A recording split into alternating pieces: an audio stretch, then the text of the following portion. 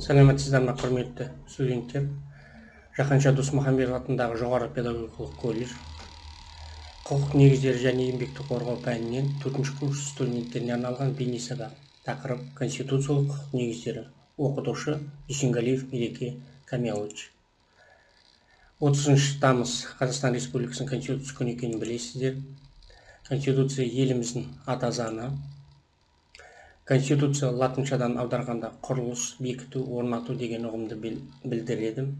Конституция алғаш рет Англияда 1679 жылы және 1687 жылдары құқықтар жөніндегі билл деген атпен қабылданған.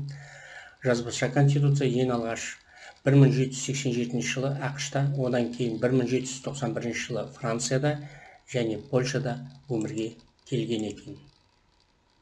Заң ғылымында конституция деп жоғарғы заңдық күшке ие және қоғамдық құрылыс пен мемлекеттік құрылым, мемлекет пен тұлға арасындағы өзара байланысты, мемлекеттік орган жүйесінің қызметі мен ұйымдастыру негізін бекітетін негізгі заңды түсіндіреді.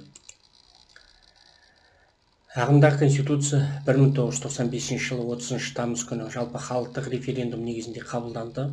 Бұл күн мемлекеттік мереке. Қазақстан Республикасының Конституциясы күні болып саналады.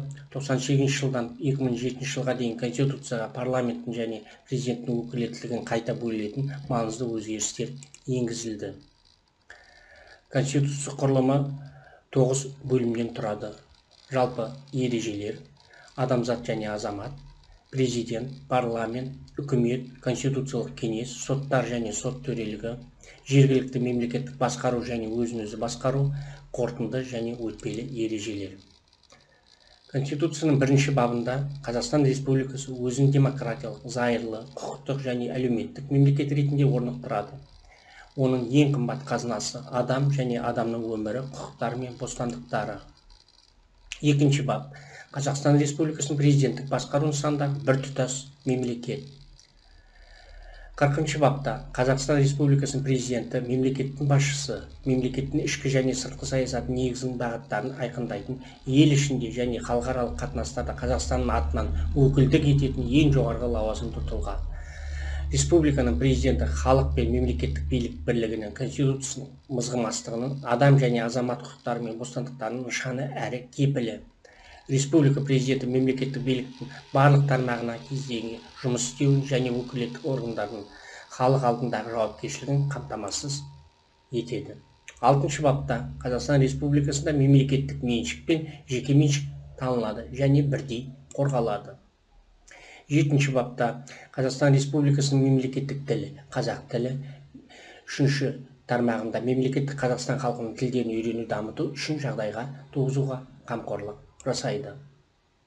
8-ші бап Қазақстан Республикасының халықаралық құқықтық принциптері мен нормаларын құрметтейді, мемлекеттік арасындағы ынтымақтастық пен тату көршілік қарым-қатынас жасау, олардың теңдігі мен бір-біріне ішкі істеріне араласпау, халықаралық дауларды бейбіт жолмен шешу саясатын жүргізеді, қарулы күшті бірінші болып қолданудан бас тартады. 9-ші бапта Қазақстан Республикасының мемлекеттік рәміздері, туы, елтаңбасы және гимні бар. Олардың сипаттамасымен және ресми пайдалану тәртібі конституциялық заңмен белгіленеді. 12-ші бап Қазақстан Республикасында конституцияға сәйкес адам құқықтары мен бостандықтары танылады және оларға кепілдік беріледі. Біздің конституциямыз бұл біздің таңдауымыз. Оны құрметтеп бағалау бізге міндет. Конституция бойынша өмір сүру ол демократияның ең жоғарғы сатысы. Оны білу, үйрену, тағылым ету бәрімізге парыз. Бүгінгі қол жеткенге тоқтамай алға басуымыз керек. Тек қана алға. Зейін қойып тыңдағандарыңызға көп-көп рахмет.